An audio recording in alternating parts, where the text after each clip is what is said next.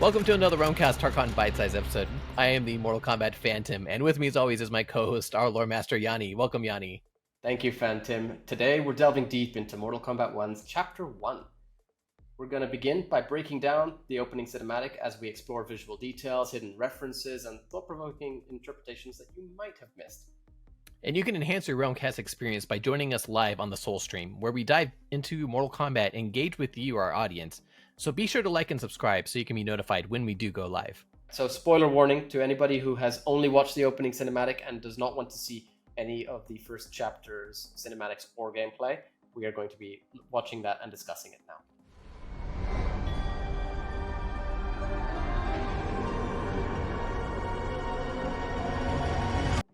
So the opening cinematic of Chapter 1 shows Kung Lao and Raiden working in the fields. What I found very interesting about this first chapter is that Kung Lao and Raiden, they are not Shaolin monks. They're actually farmers. Kung Lao even says at the beginning here that they've worked in these fields since they were kids. What do you think? That doesn't mean that they've not been training in martial arts, though. Right, but you could be right about the fact that they're not Shaolin. Yeah, monks. it doesn't seem that they're working in the fields at a Shaolin temple. Usually monks will kind of grow their own crops and they will farm, but they'll get a lot of donations and stuff from the people. And this is very different. They're not wearing any monk outfits, as we have seen in later trailers. They are farmers, simple farmers. And Kung Lao actually goes into this a little bit further as we watch along. It is really cool to see Raiden and Kung Lao here instead of what we would totally expect to be Liu Kang and Kung Lao, judging by every single past iteration of Mortal Kombat. Yeah, it's a new dynamic, which it actually kind of makes me sad that Kung Lao will never know Liu Kang in the way that he did before. Yeah, and I get that vibe with a lot of the characters too, actually. Yeah. Because as we've stated before, this is a new era. It's the same characters. It's just little tweaks to them all and new relationships and stuff. And we're so used to the Mortal Kombat characters that we grew up with that this new dynamic is a bit jarring sometimes. Mm-hmm. Yep. In 40 years, we'll still be here, stooped and feeble like Old Man Wei. I love this part right here because poor Old Man Wei just gets mocked to his face. But he's just doing his job. He's doing his part. But Old Man Wei doesn't care. He just spits in their direction because he's used to it. One of the words that he uses here, though, is he does say that they'll end up being stooped and feeble like Old Man Wei. And I kind of feel like this is a callback to Mortal Kombat 1995's. This isn't your god of thunder and lightning. He's just a beggar. Spare him, my lord Raiden. American life has enfeebled his mind. Too much television. And, it could just be reusing a word, but at the same time, maybe there's more to Old Man Wei than we think, So what you've just seen, everybody, is Phantom discovering that words can be reused. No, shut up. No, but it could be. You could be right. I think it's a good callback to Mortal Kombat 95. It might not have been intentional, but if it was, great. Yep. As long as I've known you, you've dreamed of leaving Fengjian. Why can't you be happy here? Fengjian is a village in China. Actually, it's quite a historic village. There's a lot of historical sites there. It's got some well-known bridges. Mingyuan Bridge. I'm probably gonna butcher some names, just from memory as well. But it's not just a random place that they've just come up with, for the game. It's actually a setting in the real world, and it is an interesting choice of setting too. I'm not sure, looking back on the lore, if it actually pops up prior. It most likely does, and I am totally failing my job as lore master. But it's just cool to see that where they've chosen it. Even just the fact that it's a very remote village where they're farming and everything. This is obviously, I say obviously, this has been chosen for them, I feel, by Liu Kang, if you know what I mean. Well, also the fact that it is a real village in China demonstrates where this is actually taking place, this part of the story. We are, as it seems, in Earthrealm. and Yes. yeah, that solidifies that not everything is taking place in Outworld, as we've seen from a lot of the trailers and from the opening cinematic of this Yes. that we just watched. We have so far seen Outworld and Earthrealm, and one of the biggest criticisms of the previous games was that we saw Outworld, Earthrealm, and the Netherrealm too much. So we've already addressed the first two. Yeah. So I'm I don't expect. Yeah, I mean I've seen it. Like you're not going to see another realm take place now, but I'm hoping that we do see more in the story mode itself, and just the fact that Havoc is on the roster really gives me hope. Our ancestors fought in great wars. They died with honor and glory. Stories of our great adventures will be passed down for generations. It may not be glorious, but what we do helps the village thrive. I know. But is it so wrong to want some excitement? If that's what you want, may I suggest a bet? Dinner at Madame Beau's tonight. Last to fill their cart pays. You work faster than me? Ha! Since when? You're on. Okay, so Raiden. here we get to see a bit more of the characters' personalities and their characteristics that they have. Kung Lao is, how would you describe Kung Lao, Yanni? Very similar to his NetherRealm, I say NetherRealm, like his reboot era self, MK9 onwards self. And Yeah. I'm actually disappointed in that, personally. I was hoping for a more OG and 3D era Kung Lao, who, in my opinion, was way cooler than what we've gotten in recent years. How would you at least describe the 3D era Kung Lao versus... mysterious. Yes, exactly. And That's what I was thinking. just the fact that he becomes like a pacifist and everything, it's just such an interesting take on his story. And even how he shows humility, how he took revenge on Goro by literally just slashing his chest, rather than killing him. It showed such maturity and development for his character, and that's something that we, in my opinion, have not seen from Kung Lao since the OG and 3D era. Yeah, and then the fact too that Kung Lao here is very proudful of who he is. He even references the stories of old about all these great warriors fighting and these are their ancestors. And he is a farmer, and he doesn't feel like he'll ever be anything else besides a farmer, and he hates that. He would rather, as he says, die with honor and glory as his ancestors did. So that's what I'm saying. We see the exact same sort of Kung Lao in my mind, as we have already done multiple times throughout MK9, X, 11. I say X, but in X he was, a revenant. But even through the character dialogues and such, this feels like the same Kung Lao, except now the relationship is with Raiden. And Raiden, to me, is the more interesting character here, because this is the first time we've seen Raiden like this, just a regular guy. Yeah. And it's really interesting to see them. They have like a brotherly relationship between the two of them. Raiden seems... so far, Raiden feels very Liu Kang. Old school Liu Kang to me. Yeah. And I hope it does not stay that way. I don't want it to just be, we swapped them, and so now he's like him and he's like him. Right. I'm hoping there's a lot more to that dynamic, to the character development and such as well. But it is nice to see Raiden like this, and even now he still makes that bet, and I think that's pretty fun to see from Raiden too. It's nice to see Raiden having fun. It's actually a very wholesome moment if you realize that Raiden has changed this much. Yeah, he's much more selfless, and it's as you said, it's a new role for him. Raiden, who was previously the god of thunder and lightning, is now a simple farmer who enjoys farming. You know what this reminds me of? What's And that? I wonder if they took inspiration from this.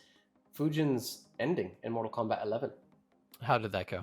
So he takes control of the hourglass, and he wants to become like a proper protector of the hourglass and of time. And so what he does is he lives, I don't know how many it is, 1,000. I'm just going to go with lifetimes. He changes gender, he changes species, he has kids, he experiences everything. He's a farmer, I think. He goes through again 1,000, 1,000,000, whatever lifetimes, just so that he can experience it and have empathy alongside the lower beings than gods. And it's interesting to see that now Raiden is technically in that same position Just Yeah. For one one time. Something else here too is that as Kung Lao is going through and talking about his ancestors dying, it kind of solidifies that maybe Liu Kang's new era hasn't been entirely peaceful this whole time. Yes. I guess there are limitations to what the fire god can do as far as bringing about peace, because there have been wars and there have been these ancestors who died with honor and glory. Which, firstly, I think is actually mentioned in one of the character dialogues that we saw in the beta. I think it was Liu Kang and Li Mei, where he says, "I have the power to I think set things something along the lines of setting things into motion, but not being able to control it all." And that's something that people need to realize as well. Everybody seems to think that Liu Kang can control everything. It's Right. not within his control. We've seen that already with Kronika and MK11. It's never that simple. But Yeah. does this mean just the fact that their ancestors died and everything? Does that mean that the Mortal Kombat tournament is still going? Did Goro and the Great Kung Lao fight? Did the Great Kung Lao exist, etc., etc.? Did we actually get the Great Kung Lao ending from Mortal Kombat 11, where Liu Kang goes and meets with him and trains him, and where begins his training? I've been thinking about it a lot because a lot of people have watched this cinematic and they've said, "Oh, so is that the Great Kung Lao?" Or they even watched the trailer and said, "Oh, so is We this the did. Great Kung Lao?" Yeah, We thought the very reveal first trailer one. was Kung Lao, the Great Yeah. Kung Lao. Exactly. And at this point, no, I think that it's possible that Mortal Kombat 11's ending happened as we saw it, and he introduced himself to the Great Kung Lao, similarly to how Raiden probably did originally, in Mortal Kombat Conquest time period of lore. But yeah, and we've seen the previous other trailers too that there has been an established tournament. So it's very possible that one of the ancestors that Kung Lao is referring to here is the Great Kung Lao, who he was named after, similarly to the original timeline.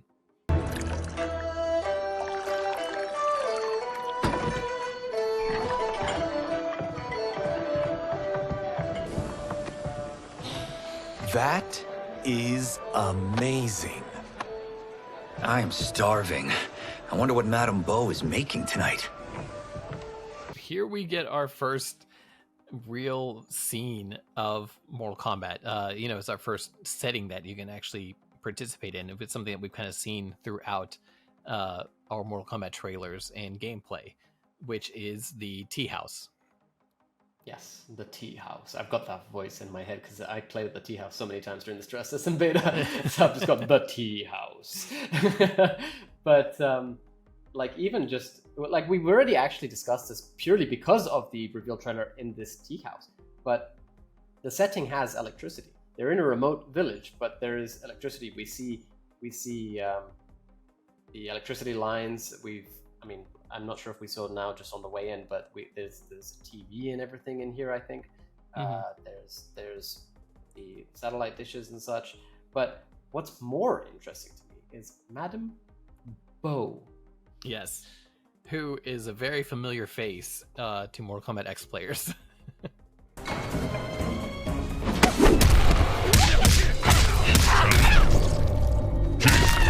Wins. Flawless victory. Well, no. I would say maybe face-wise, but not name-wise, not character-wise. That's true. Yeah. We're used to calling her Blanche. Madame Bo basically seems to be Blanche from Mortal Kombat X, which was a background character who you could pick up and throw into your opponent. And now we see her as a more developed character. Yes, and we've actually seen her prior to this cinematic, have we not? Yeah, that's right. Was it ourselves or was it another little sleuth that? No, somebody else definitely found it. We did post about it afterwards. But we do actually have an image of a woman who looks like Blanche from MKX, and that seems to be Madame Bo. Yeah, and she is the owner of the tea house in this timeline. So I guess Fire God Liu Kang is benevolent. He saw how much she got thrown around in previous timelines. It's funny because the character started being called Blanche, I think, from maybe one of Ed Boon's tweets or something like that, and the name kind of stuck with her. And so when I was trying to remember the character's name after watching this, I was like, wait, did they call her Madam Ho? Which I thought would have been very funny because I think Blanche was kind of a hoe in the Golden Girls. So Oh, really? I didn't realize. yeah, I But, believe so. She was specifically called Blanche in MKX. Oh, did they actually give her a name in the game? Yeah, that's her name. Yeah. Oh, Blanche I didn't realize is that. her name. She was So- in the marketplace stage. Yeah, I didn't know that like the they. brutality and everything. Where would they have said her name? Did it say Blanche Ality? I don't know. Maybe you're right. Maybe it was confirmed on Twitter and I just don't remember. But I I've think just so. always known her as Blanche. Yeah, it's kind of Yes. stuck. Blanche Bow It's- now. Yeah. Well, see, it's weird because prior to that realization, I was wondering if Madame Bo could have been a take on Bo Rai Cho. Have you two been practicing my lessons? As we can. The harvest leaves us little time for martial arts. Since your first words, Kung Lao, you've mouthed nothing but excuses. If you fail to prepare... Your preparations will fail you. Good. Interesting. Because she does say that she asks them if they've been practicing her lessons. Exactly. Yeah. So, I mean, and it kind of goes back to what we said before, too. These are farmers. They're not Shaolin monks. And all of their training is coming from Madame Bo, which, that's kind of funny in my opinion that this one tea house owner has been training these boys who are about to participate in Mortal Kombat. Are they about to participate in Mortal Kombat? We don't know that yet. This is at the very, very, very beginning, and they apparently have no idea of what is to come, right? Yes. So I who wonder knows? now if just the fact that she could be Blanche Bo, whatever, but maybe it's not Blanche, honestly. It could be that, they've taken her likeness, but now she is somebody else. But on top of that, maybe she is Bo Rai Cho's wife. Yeah, it could be Blanche Bo Rai Cho. Who knows? Yeah. So maybe she's training them, but also Bo Rai Cho is training them. Maybe she's training them until Bo Rai Cho trains them. Maybe he's not a part of this at all. It's up in the air. It is. But it is. if we're getting Blanche possibly returning, or Madame Bo, or Madame Bo being the wife of Bo Rai Cho, I'm wondering if we're going to see Apep. Who is Apep? Apep was from Mortal Kombat Deception's Conquest mode. He's like this kid at the beginning who is telling you where to go. Like, here, come with me to Bo Rai Cho's training. This is his dojo. He was so And annoying. he was amazing. And the best part about Apep was actually that he technically returned in MK11. Because you remember Crypt Guy? Yeah. That was the descendant of Apep. Confirmed. Really? Yes. Oh, see, Yanni, this is why we call you the lore master, because I not only forgot the annoying kid's name, but I had no idea that he was related to the crypt guy in Mortal Kombat 11. I played Conquest way too much to forget Apep. Apep is a legend. And honestly, I've watched enough of Mr. G-Star. Going through his Bo Rai Cho training. So Madame Bo also says that she's been with these boys since their first words. So she is a very established character for these two, which kind of leads into what's about to happen next. I am paying. You finished work last. But I delivered my cart first. Delivered? Huh. The bet was filled. That's not what I remember. So that's how it is, eh? What do you say we settle this man to man? Here we get a little bit more play on the characters, and I love it. I love seeing their interactions with each other. Kung Lao seems like he's always ready for a fight, and even the fact that Raiden's being a little cheeky with trying to get out of paying the bill, Kung Lao doesn't care. He's just ready to fight and goof off again. So It's actually our first fight in story mode too. Yes, it is. Yeah. So this is where we get to see our first fight between any characters in the story mode, and it is a completely single player fight. There are no cameos at all in this. None at all. Mechanic, Exactly. so, yeah. But more interesting than that is we did get a glimpse of Liu Kang. Yeah. So we do see a mysterious character, and if this is your first time watching a Mortal Kombat trailer, you're probably going to think, oh, maybe it's that weird bald-headed woman from the beginning of the cinematic that we talked about previously. But I think it's pretty safe to assume that this is Liu Kang based off of some of the other trailers that we've seen. I don't think that anybody could like think that that's Kronika at all. That looks straight up like Liu Kang to me. If anything, I got Christopher Lambert Raiden vibes from that, and I actually mentioned that I think in the reveal trailer, was it? I'm not sure if that was it, but yeah, I really get Raiden vibes there. I mean, all you really see is a hooded figure with glowing eyes, similar to the hooded figure white with glowing gloves. eyes at the very beginning of the cinematic. So that's why I say you might look at this and think, oh, that could be I could see. I see now that you're saying that. I looked a bit more into it, to be fair. I'm analyzing things like crazy. But yes, look at that fan. Look at that fan. That is electricity, if I've ever seen it before. So, but yes, Liu Kang does have his signature hand wrap gloves on, which kind of gives it away. And like we said, if you've seen some of the other trailers, this is more likely going to be Liu Kang. Also, look at that masculine jawline. I mean, what's also fun here is that you see, you've mentioned it already, but their personalities. So you see Kung Lao demonstrating more of that arrogant thing, like that this won't last long enough to break anything. And just the fact that this seems to be a common occurrence between the two characters. The whole, like, nobody says anything. They just walk up and they're ready to fight. Yes, and then at the end of this fight, the whole tea house starts clapping. You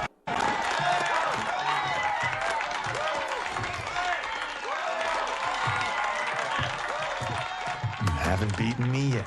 The day's coming, Kung Lao. Keep telling yourself that. Kung Lao even states, "You haven't beaten me yet." This is, something they seem to do all the time. Which, exactly. If you have Madame Bo who is teaching children how to fight, then yeah, maybe she's like, "Come on down to my tea house and practice." This could be very. The tea fight common. is an established arena. Okay, that's right.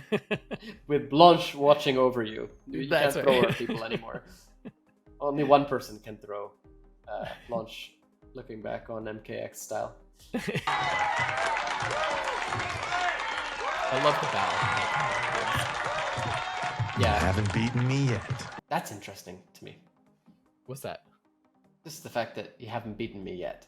Kung Lao is clearly the better fighter, according to that that's a dialogue good that point. we just saw.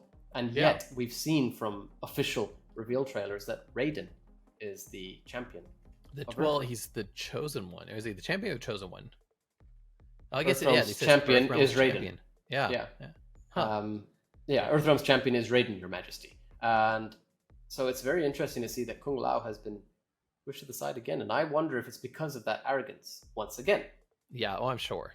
I mean, Raiden was probably appointed to be Earthrealm's champion because it's not just about your fighting style. There's more that goes into being a true defender of Earthrealm. And maybe it's that Liu Kang sees a bit of himself in the new Raiden.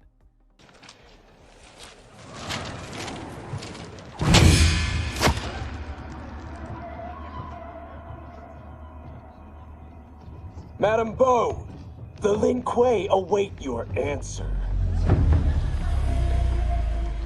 All right, so here we get our first look at the Lin Kuei in the new era. No.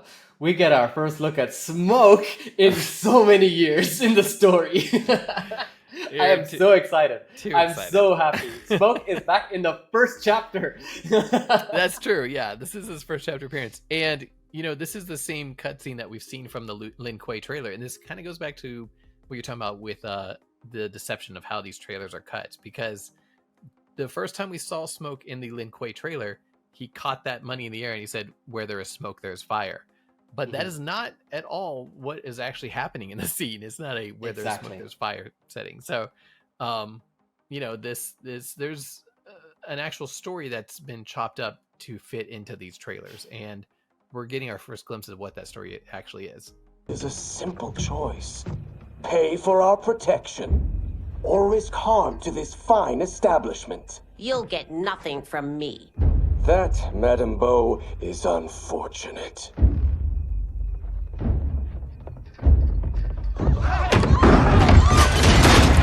it's interesting as well because they come in very villainous.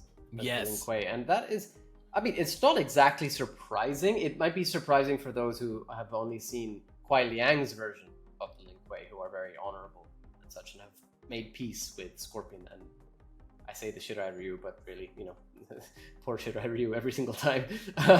Yeah. But this is a more classic take on the Lin Kuei from what we can see so far, and you see all the I say ninja. It's not ninja technically. They're all assassins, right? So you see all the assassins alongside Smoke and ready to go. And it's something where you see these sorts of these tropes of a clan or something offering protection, but you need to pay for that protection. And if you don't pay, well, you need to be protected against them. Yeah, exactly. It's classic or like mobster movie mentality. Something, yeah, like you said, is a trope that we've seen many, many times, and to see it play out now in Mortal Kombat with the Lin Kuei is, for me, it was unexpected. I always imagined them to be, you know, taking up missions to make money, not harassing the local people in a small little town. Yeah, and potentially Blanche herself, or Yeah. Borracho, or Borracho's wife, or whoever it is. It could be completely unrelated to any of those characters. But we never actually got official confirmation that that's Blanche, right? We just saw that picture and we're like, it's Blanche. Which that leads us straight into our next scene.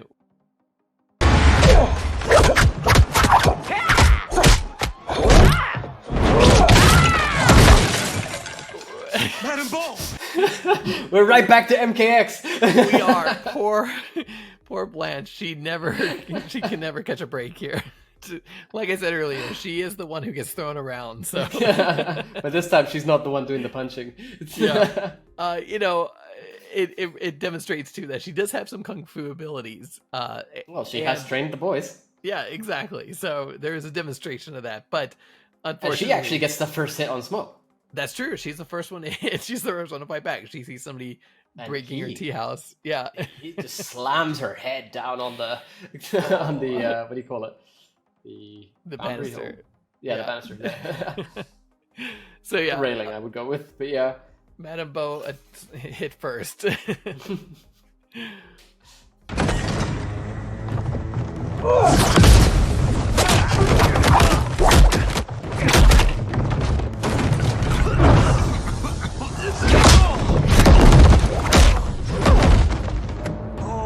So, Yanni, here it is. This is your first time seeing Smoke's abilities in the gameplay or in the story mode. What did you think? It was so cool seeing him throw the smoke ball. I can't say smoke bombs anymore. It's still a bomb technically. Smoke bomb. I'm going with that. Yeah. But like, oh, it's so cool. He's back. How could you leave him out of MK11? How could you leave him out of MKX? Like, what is this?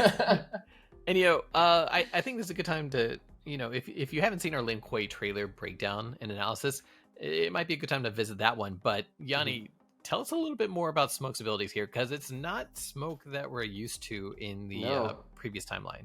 I mean, in the initial timeline, the most that we got of Smoke was actually in cyberized form. Even yes, we did have the human Smoke initially throughout the MK3 releases, but he was always really a cyborg throughout the OG and 3D era.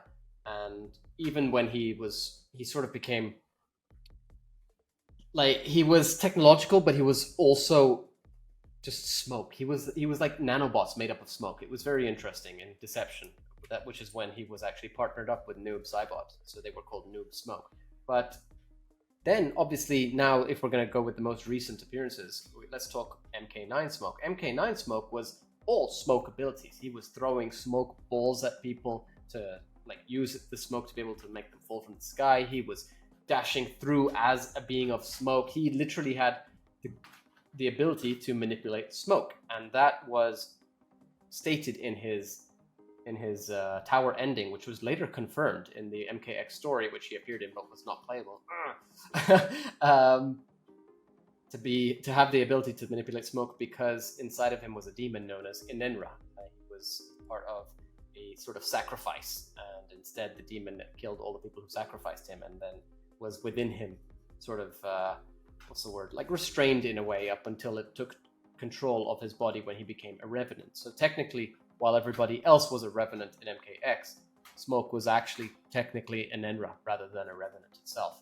But now, complete shift. He is specifically stated in his biography for Mortal Kombat 1 to not have as much manipulation over... Like, we don't know if it's zero manipulation. Based on his gameplay, I don't think that is the case. But he does not have the ability to manipulate his, I say, element of choice, Smoke, in the same manner as Sub-Zero and Scorpion, who clearly manipulate fire and ice properly. And I should have said those respectively. But he is mostly using practical magic, which I think Phantom, you and I both talked about this before, about how he might not have full manipulation over Smoke to be able to create it, but he can manipulate smoke that is already there. So he could be using the smoke bombs to create those. And we see that here. And also, more interestingly as well, related to the fight itself, we see that Kung Lao and Raiden are taking on a cameo-less Smoke. Yeah, that's right. And this is your first gameplay. You're maining as Kung Lao, but you have a Raiden cameo that fights alongside with you. So this is the first time we actually get to try out the cameo mechanics in Mortal Kombat 1 through the story mode.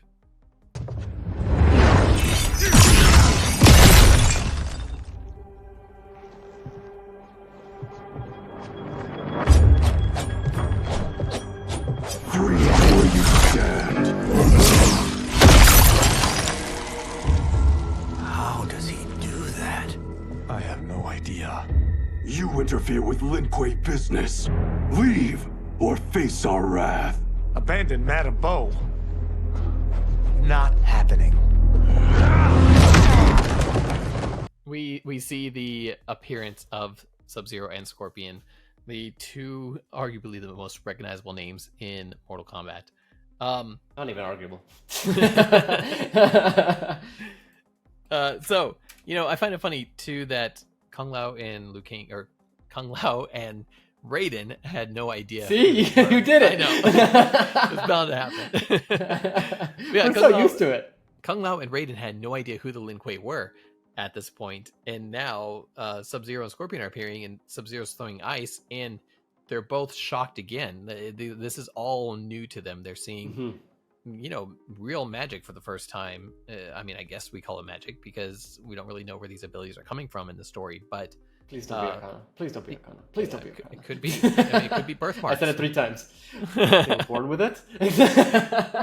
Even before you get into Sub-Zero and Scorpion appearing, I would like to draw attention to the fact that Kung Lao and Raiden have demonstrated just, firstly, their closeness to Madame Bo. They are not abandoning her. They've specifically said, you will not menace Madame Bo. Abandon Madame Bo. Not happening.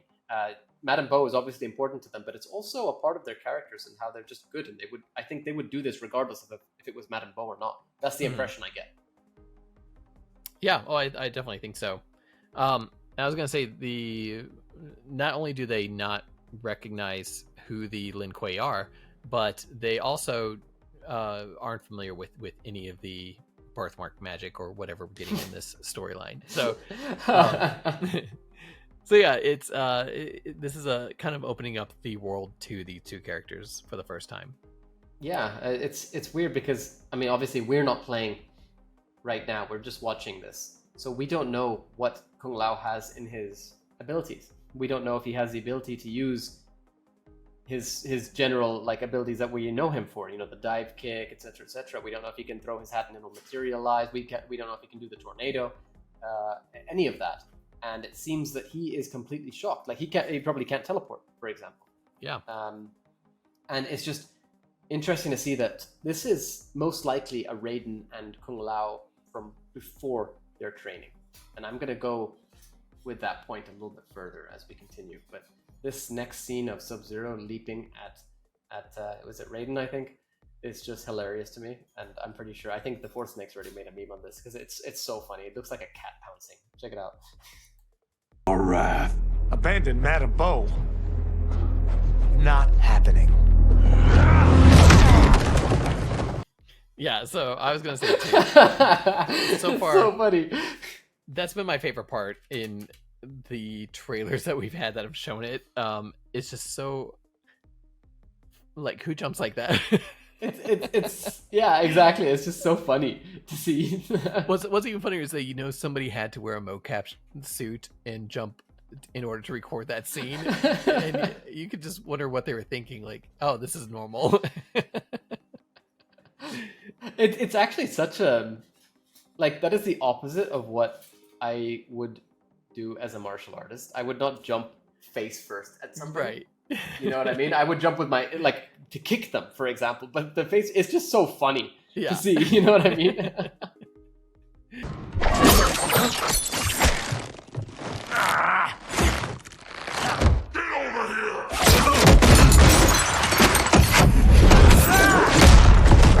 All right, so we get our first look at Scorpion. No, our first sound of Scorpion. That get over here was so that's Ed Boon. That's and it definitely was. Like that's the iconic Ed Boon get over here that has been in every game since. But why does it feel deeper? Do you know what I mean? It felt heavier than the ones that we're used to. And I'm pretty sure they've been using the same soundbite for many years. But then they have added a couple times. I mean, obviously in the previous game, it was not actually Ed himself. I'm pretty sure it was Scorpion's voice actor. But, so that's the thing is, it doesn't sound like it fits here because the audio quality is a little bit different. And it could be that they maybe just walked in Ed's room with a camera phone and said, "Hey, record this real quick." Sends it over on WhatsApp very quickly. Yeah. And then somebody receives it, it's like, well, what does he want? Oh. So but I don't know. I like that we got our first get over here so quickly. Oh yeah, same. And what's really interesting too is Scorpion walks in spinning his kunai, but when he throws it, he does not use it to try to maim or hurt Kung Lao. He just wraps around his leg and pulls him towards him. Yeah, which was probably a big mistake considering how quickly Kung Lao regains his composure and just kind of kicks him. Yeah. But was it a mistake? And that's something I want to get into as we get through this trailer. And this is our first fight seeing Sub-Zero as a cameo in the story, but not just that. It's our first fight seeing, even including old official releases, seeing the story version, the playable version of Sub-Zero as a cameo. Because the Sub-Zero that we get as a cameo is in his classic costume. Yeah. I was thinking the same thing. And, Ed did say, and we've had this debate on our show on the Soul Stream even, and on our bite-sized episodes, that what did Ed mean when he said that there are going to be cameo only, or there's going to be story mode only cameos? And I believe this is what he meant. I don't think we're going to see this version of Sub-Zero playable in the game, but he is fighting here as a cameo with Scorpion. If that is the case, that is actually such a shame, because he's using the exact same abilities as classic cameo Sub-Zero. And it's obviously already in the game. I think that he could be a skin already. Or could be. I could be wrong. I hope I'm not wrong, because come on, guys. If it's already in the game, you might as well put it. It's the exact same abilities. But I have a feeling that when Ed said that about the story mode version cameos, that was going to be specifically about people like maybe Chameleon, maybe Ermac, maybe Quan Chi. Because I think that they are all in the story. We've seen Chameleon appear in the Umgadi trailer. We've also gotten Chameleon confirmed as a Combat Pack 1 Exactly. cameo. So she is technically, until she releases, a story mode only cameo. I see what you're saying. Maybe. That's an interesting theory. I don't agree with it. Maybe not, but I mean, you can actually, even if you disagree with it, it's still right. She is only just because you disagree doesn't make it wrong. This is phantom logic, everybody. He doesn't agree, so it's not right, even if it's right. Yeah. All right. So now that Yanni's wrong, let's keep going.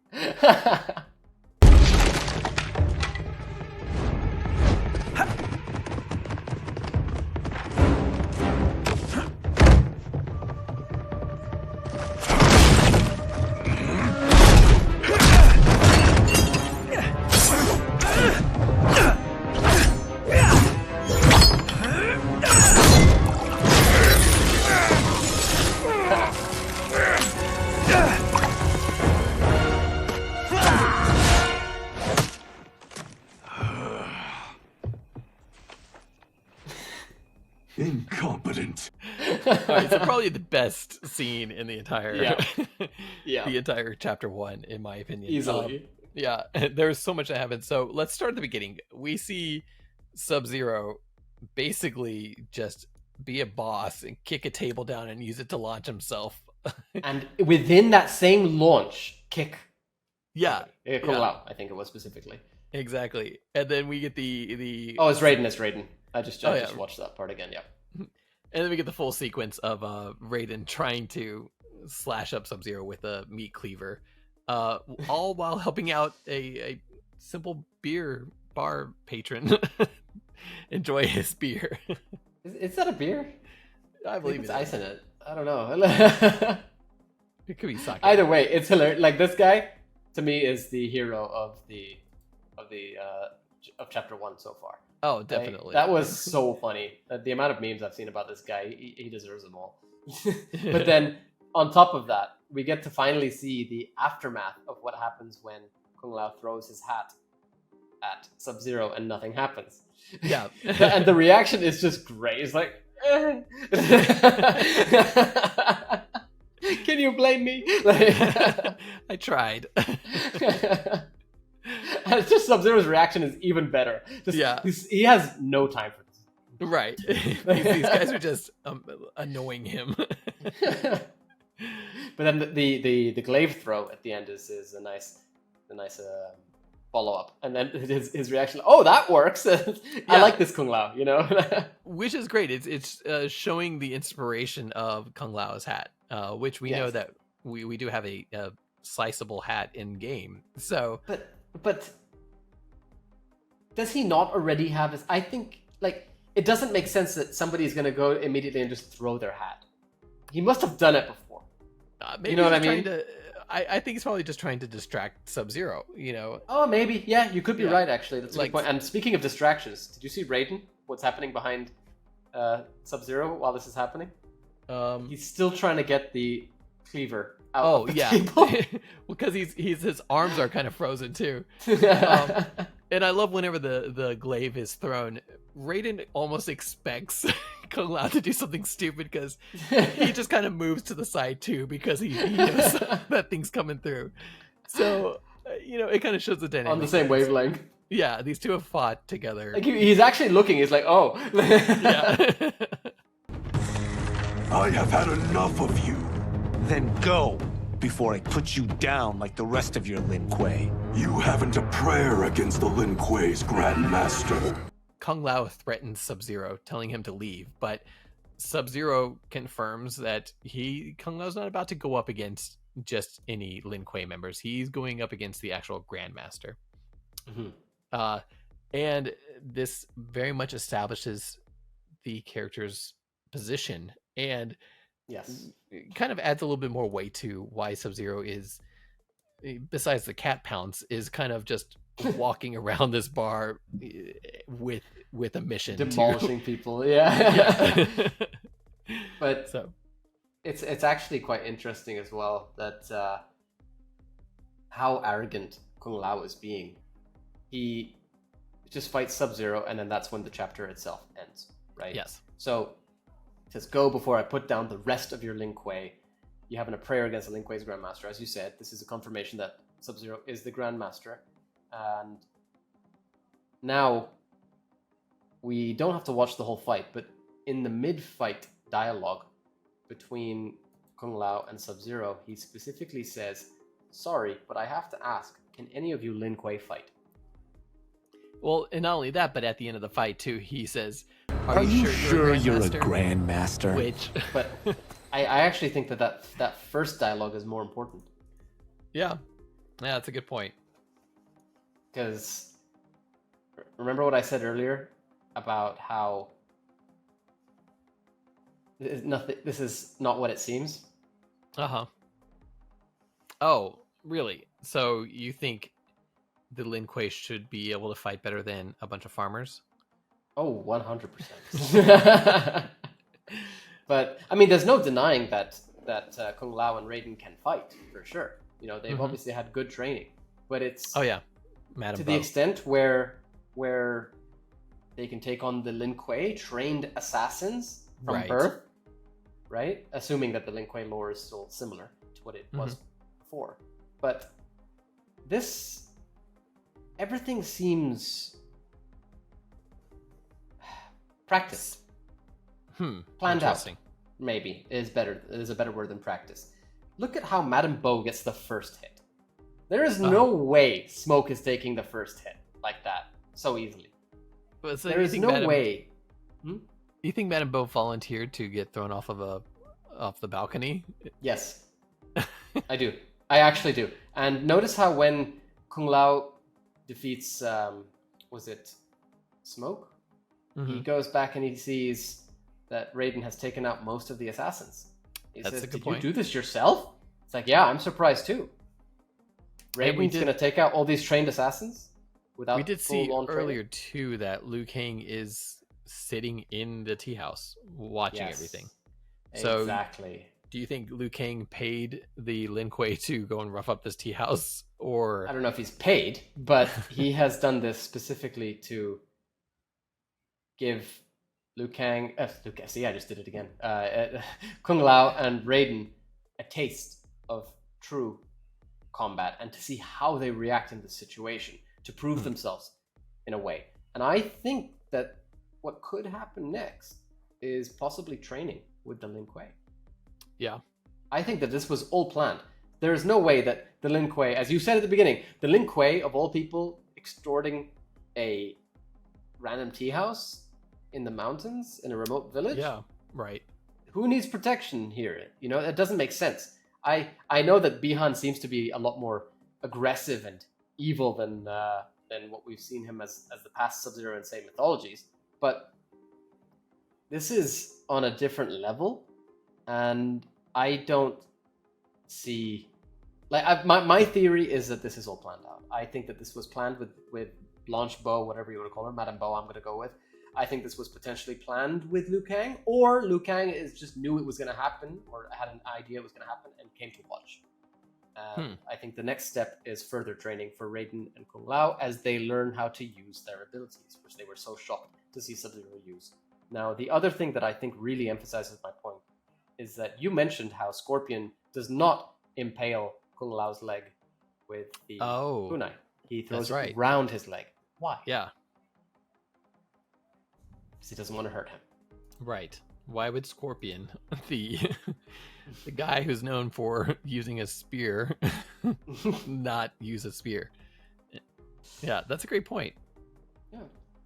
That's my thoughts on this chapter specifically. I like I said, everything so far that has been done, this relates to my opening cinematic discussion, this relates to all of our trailer analyses, this relates to chapter 1. Everything so far that we have seen from Mortal Kombat 1 has been misdirection, in my opinion. And I really think that theme of deception is going to be very important for the plot of the game.